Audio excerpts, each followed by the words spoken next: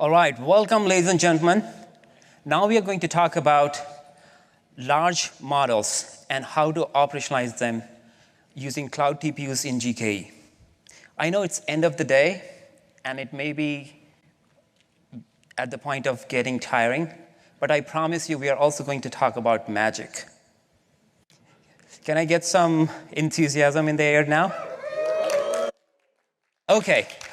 My name is Vaibhav Singh. I'm a product manager for Cloud TPU. And joining me today for this talk is Yoav, HaCohen, who is a generative AI lead from Lightrix, and Matt Hoffman, who is a machine learning engineer from Weights and Biases. In the next 45 minutes, here is what we are going to discuss. We are going to discuss why large models, what are the complexities of operationalizing large models, and how Cloud TPUs in GKE help you address these complexities. We're going to hear from Yoav about how Lightrix is using Cloud TPUs in GKE for their production workloads. And we are going to look into how Cloud TPU in GKE is a foundational layer that lends itself for developing with other third-party tools the more robust ML ops for your large models. And finally, we're going to hear from Matt what Weights and Biases is building with Cloud TPUs in GKE. So let's get started. So first of all, why large models? I think it's by this time of the day, it's pretty obvious to everybody, or I should say by this time of the year, it's pretty obvious to everybody. But still, large models are generating and delivering value across the use cases such as question answering, such as image generation, coding assistance. The ability to use a model, supply it with a text prompt, and get a useful work done out of it is borderline magical. Would you agree? It is borderline magical. So that was the magic promise, everybody. So this tweet from Andre Karpathy, who is one of the co-founders of OpenAI, sums it up the best. English is the hardest new programming language. So in case you did not pay attention to your computer science classes, now is your chance to program. These large models unlock even newer capabilities with scale. Some of you may have seen this chart. This is from our Palm launch blog, where it shows that at different scale, we have models acquiring unique capabilities. But these capabilities also require more model parameters and data sizes, and hence more compute. And this is why Google Cloud brings the best of Cloud TPUs and GPUs so that you can build your large-scale ML infrastructure that is cost-efficient, high performance, and sustainable. However, infrastructure itself is not important, because those of you who have tried to put a simple model in production know that operationalization is hard, and operationalizing large models is harder. And why so? Because at the large scale, there is a complex interplay of many moving pieces. We need an orchestrator, a foundational orchestrator, which frees you up from developing foundational work, such as automatic logging, monitoring, so that you are not developing code for it, such as efficient utilization of resource, something that helps you do it out of the box so that you're not writing your own queuing system, such as data provenance and model provenance using either the native capability of the orchestrator or something third-party that easily plugs into that orchestrator. And in addition to that, an orchestration which can support a unique computational capabilities or unique interactions that we get to see when we are working with use cases such as reinforcement learning, where there is an actor, learner, and set of environments, and there are data flowing back and forth between all these moving pieces. And finally, we need an orchestrator for larger scale that can handle that scale reliably, that can run your trainings, recover from failures, recover from maintenance events gracefully. And if you're using your production systems, which is serving millions or even thousands of users, you're already probably relying for mission-critical workloads on GKE. For your machine learning workloads, which is using GPUs, also probably you're relying on GKE. But for your machine learning workloads using TPUs, until now, you have probably something like this. This is copyrights, all rights reserved to me. My auto-scale, auto-resume, large-scale, bash.sh. And if you have such a script in place, probably your DevOps friends are not coming to your parties. So instead, imagine a world where operationalization, orchestration was simpler. Imagine a simple answer to all the orchestration question. That is GKE. And this is why we have introduced the first-party integration for Cloud TPUs in GKE. That means now you can create TPU resources in GKE in the same way you can a GPU or a CPU resource. And you can use Kubernetes API to then interact with these resources.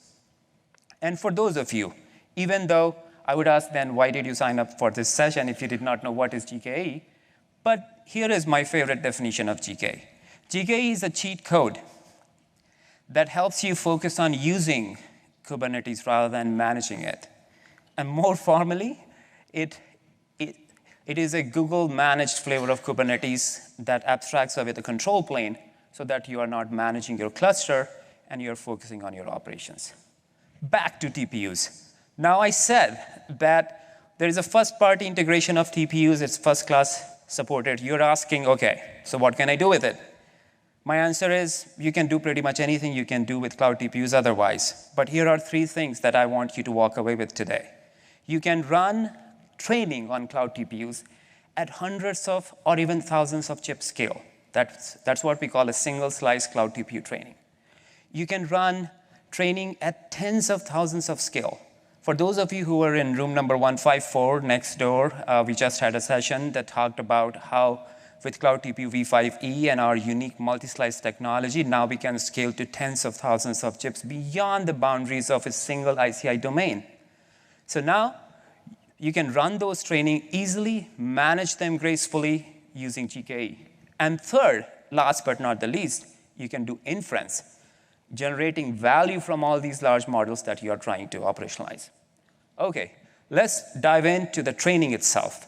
So if you're training with that my favorite custom auto bash script today, then likely you're painstakingly setting up a training environment on every worker of a TPU VM. And then you're writing your script and launching via SSH onto all these workers. Imagine what this setup looks like if you're working with a slice with 1,000 workers. Pretty brittle, huh? TPUs in GKE is here to save the day, and that's why this developer on the right-hand side is actually happy now. The previous one was very bored because she was not motivated writing that my custom script.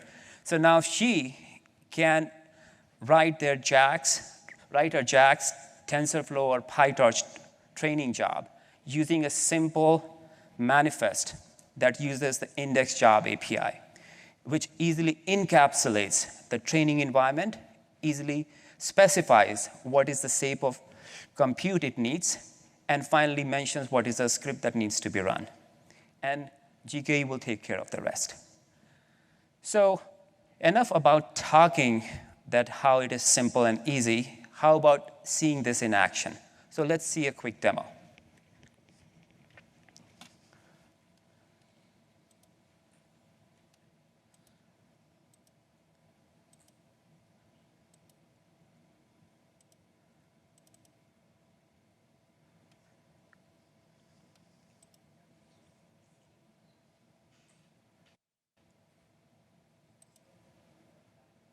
All right, I think this needs to be extended here.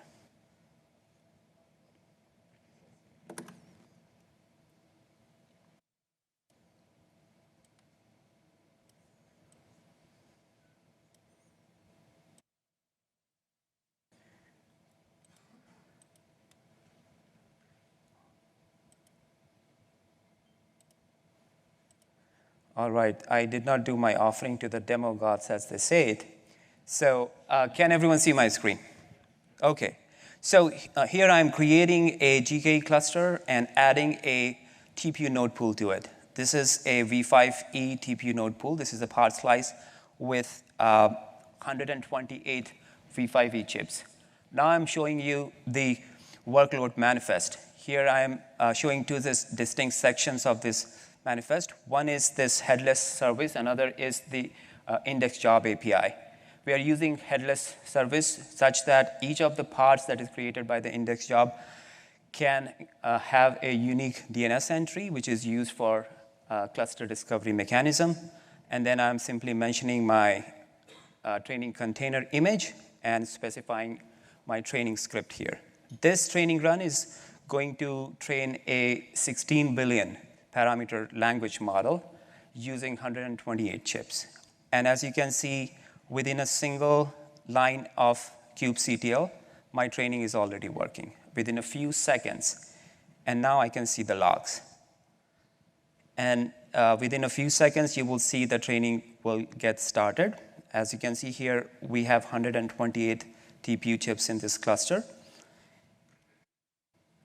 And the training has started now. And it is already producing 107 T-flops or teraflops per chip that is delivering close to 55% of model flop utilization.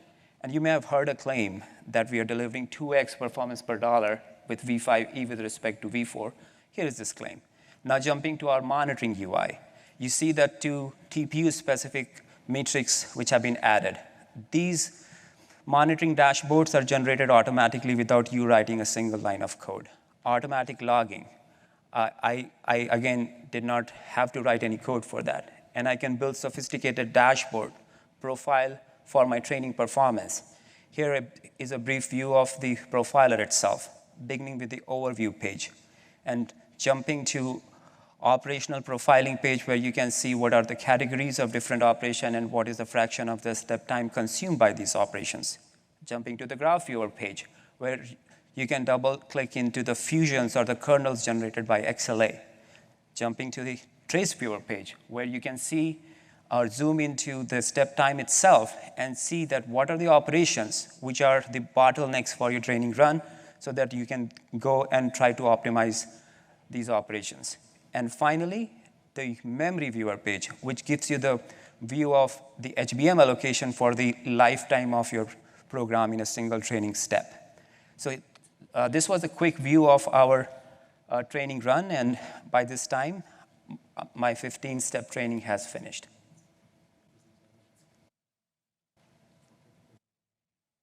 Oh, yes. Thank you. So far we talked about 128 chip scale. How about tens of thousands of chip scale? This is what I refer to as what is enabled by Cloud TPU MultiSlice. So it is a technology that extends the same programming abstraction that XLA brings for a single slice and extends it to tens of thousands of chips, which can span across hundreds of these slices. As you can see in this performance chart, which is showing you the scaling curve measured on training a 175 billion GPT-3 model, measured across ranging from 256 chip all the way to 32768 V5E chips. And this is the linear scaling that is the core value proposition of Cloud TPUs. And mind you, with the same programming abstraction that you have used so that as a developer, you continue to write your code as if it is going to run on a single host or a single chip, and it can automatically scale to these tens of thousands of chips. That being said, I think the core of this talk is orchestration and operationalization. So how about operationalizing a 32,000 chip cluster? That translates to 8,000 VMs. Now, for those of you who have tried to manage a cluster or run a large-scale training job, know that it is not trivial. Managing your training and run it in a reliable way at this scale or the scale beyond it is not simple. And this is where Cloud TPUs in GKE will bring you the experience.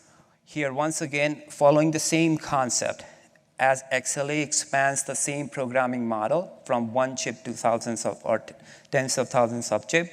With GKE, we are expanding the same abstraction. You saw how the index job API was used to basically express a part slice training job that runs onto all the VMs inside that part slice. Now this job set API is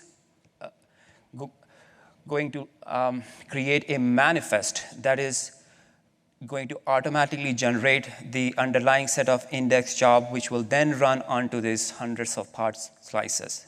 And not only that, this is going to execute this in a way that is failure resilient, that is going to automatically recover from a multiple chip failure or set of maintenance events and so on. And at the same time, giving you all the out-of-the-box benefits that GKE offers. Here's a quick view of our manifest. As you can see that using the job set API, we are also able to specify the workload almost in exactly the same way that we were in case of the index job API that you saw earlier. So finally, in summary, Cloud TPU MultiSlice gives you the unique ability to scale to tens of thousands of chip scale. And Cloud TPU MultiSlice in GKE allows you to orchestrate it in the easiest possible manner and gracefully. Finally, to the third workload. Remember, I talked about three things: the single slice training, the multi-slice training, and finally the inference. Here I'm showing you an example of running inference on Cloud TPU v5e. What you're seeing in the bottom of the screen is a little interesting demo. You can also see this live at our HardwareVerse booth. But more crucially, with TPU v5e, we are bringing, for the first time, a TPU VM shape that can range from 1 chip to 8 chips. And if you have GKE node pools of this kind of TPU VM, it can also auto-scale based on your workload, based on your traffic. And hence, it lends itself to building production workloads for serving these amazing models that you're building with TPUs in GKE. With this, I will now call upon Yoav from Lightrix, who is going to share with us what is Lightrix and how Lightrix is using Cloud TPUs in GKE in production. Thank you, Yoav. Thank you, Vaibhav.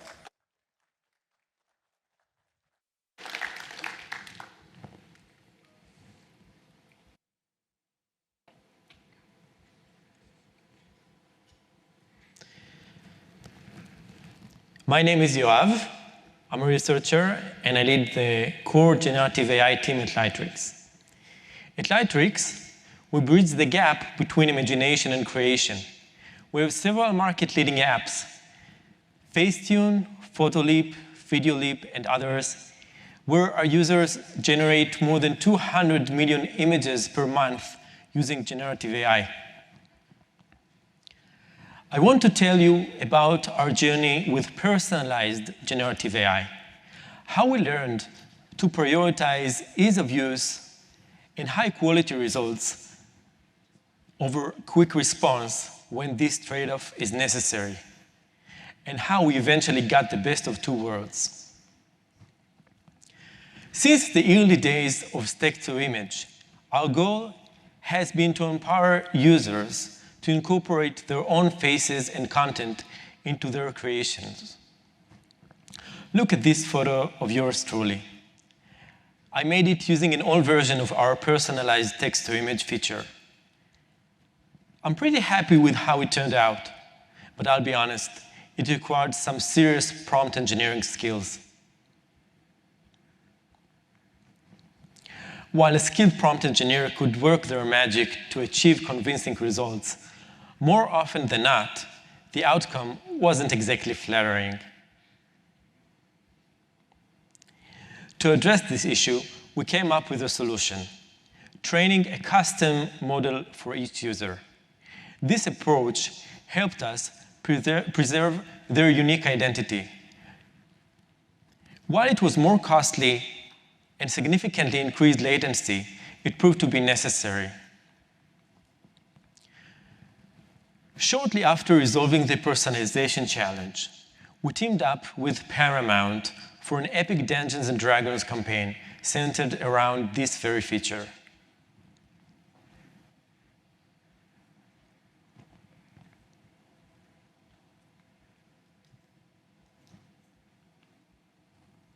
The campaign had a tremendous impact on our app. Not only did it double the number of exports, but it also significantly increased user retention, even after the conclusion of the campaign. Later this year, we achieved some technological breakthroughs that allowed us to offer a lightweight alternative to training a custom model for each user. This alternative is not only way faster, but also better preserves the user's identity. The idea was to guide the output image using an image provided by the user, rather than generating it entirely from scratch. And we didn't stop there. We took the concept further and expanded it beyond selfie images. This time, we allowed customization for various types of images, including rooms, buildings, and landscapes provided by the user. We used these images as a guide to generate amazing scenes, such as Lego and Barbie-inspired creations. Finally, users are able to incorporate their content into generative AI without compromising on user experience. Preserving user identity and the structure of their content emerged into an exciting TikTok trend, showcasing the creative potential of this feature. Users love to see AI-generated images of themselves. The following month, the new features sparked a trend in the United States, particularly among iOS users, including paying subscribers. The significant news is that Photolip, our app, made its way into the top 5 free apps in the App Store, top 5, surpassing even TikTok and Instagram. The graph indicates the number of subscribers who've been with us for over 30 days, and we can observe that they also joined the trend, elevating the overall user base. So that's how we optimized the product and enabled users to use their content with generative AI. Now, let me tell you about the infrastructure behind this magic. We built our training infrastructure on top of TPU v4. We store our data in small shards on Google Cloud Storage, and we stream these shards to the TPU VMs in training time. The TPU VMs upload checkpoints periodically to another GCS bucket, from which a lightweight GPU machine downloads them and generates results for evaluation. TPU pods are treated atomically. In other words, either all TPU cores are working or they all die at once. This helps us to recover from hardware failures and resume the training when needed.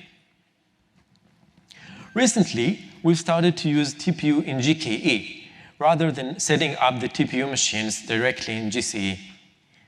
Now, we're able to use Docker images and other Kubernetes features that save us many custom scripts and add more flexibility to our workflow.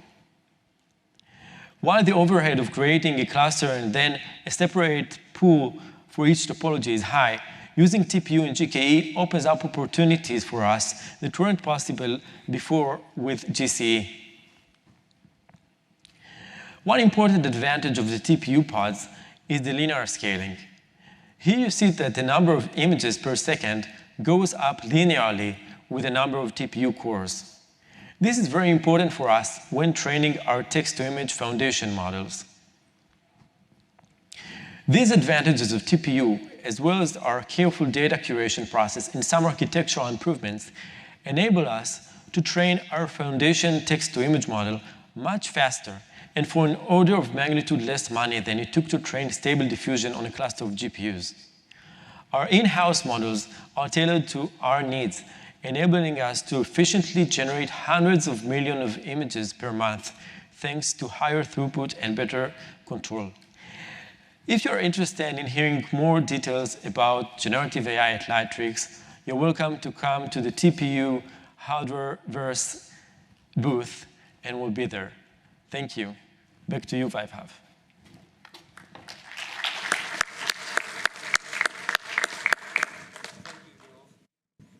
10x cost reduction. These are the kind of numbers that brings me out of the bed every morning, because someone somewhere is using TPUs and now TPUs in GKE to drive home these kind of savings and achieving these level of efficiency. Moving on, coming back to the same picture that we saw earlier in terms of complexity of large-scale orchestration. I hope that you have seen in action through our demo and heard from Yoav as well on how Cloud TPUs in GKE is helping to address some of these complexities. As a foundational orchestrator, as a base layer that lends itself so that you can use your resources in the most efficient possible way, and as a out-of-the-box logging, monitoring, profiling, and all these toolings which can help you then debug and solve any problems that you run into. Now, that being said, we also realize that all your problems would not be solved at the native GKE solution level itself. You would need to also leverage other ecosystem tools in order to have features such as model provenance, data provenance, and much more. And this is where the role of Cloud TPUs in GKE as a foundational orchestrator comes into play. And now I'm going to call upon Matt from Weights and Biases, who is going to tell us what Weights and Biases is building with Cloud TPUs in GKE. Matt.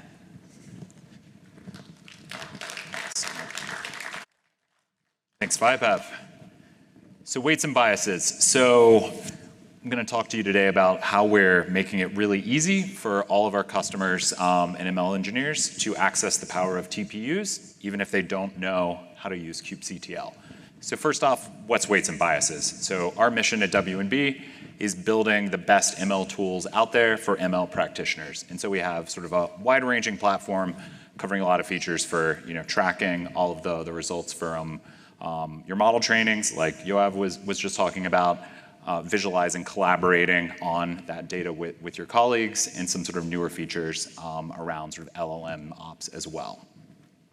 And so we have customers ranging from the small scale generative AI startups all the way to some of the largest players in the space using us for a few common workflows, training your experiments, managing and viewing sort of the lineage of data sets to models, supercharging your collaboration, and sort of getting a path to production-ready models. So what does that look like in practice? So over here on the left, you can see a screenshot where all of your training runs or evaluation jobs, whether they're happening in GKE, individual GC instances, sort of local notebooks, all of that is going to be gathered together, and we'll also sort of generate some default charts for that. And then there's additional data there as well. So for a particular model over there on the left, that DAG can take you all the way back to which data sets, which versions of data sets were used, especially for folks that have new data coming online, being able to answer that senior executive to say, this is what was in our pipeline when it was trained. Very, very important. And on the right, we're capturing a whole host of additional data. So the code, Docker images that were used to run that, system metrics, GPU utilization, all of that. And so, we had this feature set, and over the past year or so, we're speaking with customers and sort of heard this recurring pain point, right? So, we need a reliable way to spin up lots of training runs. Folks doing sort of big hyperparameter sweeps, scaling things out. We're having sort of blockages in their pipeline. Folks complaining about training runs taking up to 2 weeks, multiple weeks to sort of finish, sort of slowing down the pace of innovation there. And I think this engineer put it very well. There's, even when you have that solved, there's a lot of manual developer work to do those things we've been talking about today, get all those scripts ready, and just sort of asking us, could we just get a quick, easy button to access the power of cloud compute? And so we launched this feature called Launch, and have been making lots of puns about launching Launch earlier this year. Really sort of focused on that pain point, right? So connecting ML practitioners with that high scale specialized hardware like TPUs, and making it really easy for the ML engineers we work with, not just folks that are very familiar with ML ops. In practice, working with folks, what we've really found is you can bring them together. The ML ops person can run those fancy commands, get all the TPUs available to use. and then connect them to a place where the ML engineers are already working. So with sort of the GKE support for TPUs, now we're able to launch the Docker images, code requirements, all of that information straight into GKE so that you can sort of, from one simple, easy button, connect. So you can see here one run in W&B. From the interface, we can see all of the model configs. You can change your data sets, change your training speed. And then you can see here the MLOps engineer already has this connected to TPUs. And boom, that is now off running in GKE with no need for the ML engineers to have to do anything other than log code to W&B and then rely on that config setup, 13 lines of code, one-time setup, and then you're good to go. So with that, bring Vaibhav back up to tie it all together. Thank you. Thank you, Matt. Cloud TPUs in GKE with a click of a button with 13 lines of code. How wonderful that is. Thank you for the work that Weights and Biases is doing. And congratulations on the launch of launch. Sorry, I could not resist that joke. So coming back to our complexity picture, I hope that now you have seen that we have a platform that can address orchestration, operationalization for your large-scale ML workloads comprehensively, right from out-of-the-box capabilities and also leveraging other ecosystems of which you saw one example. So in summary, what are the 3 takeaways? Number 1, Cloud TPUs are here in GKE. You heard 3 primary workloads: the single slice training, the multi-slice training, and also running inference is now possible, and not only possible, but you can do it easily and efficiently. Second, it is already delivering on the promise. Lightrix is already using Cloud TPUs in production, and there are many such customers who are leveraging the power of GKE with Cloud TPUs to solve their large model orchestration. And finally, as a substrate or the base layer or the foundational orchestrator, Cloud TPUs in GKE is already lending itself for you to leverage other ecosystem tools such as weights and biases so that you can create your own flavor of ML ops for your large-scale model orchestration. Thank you very much.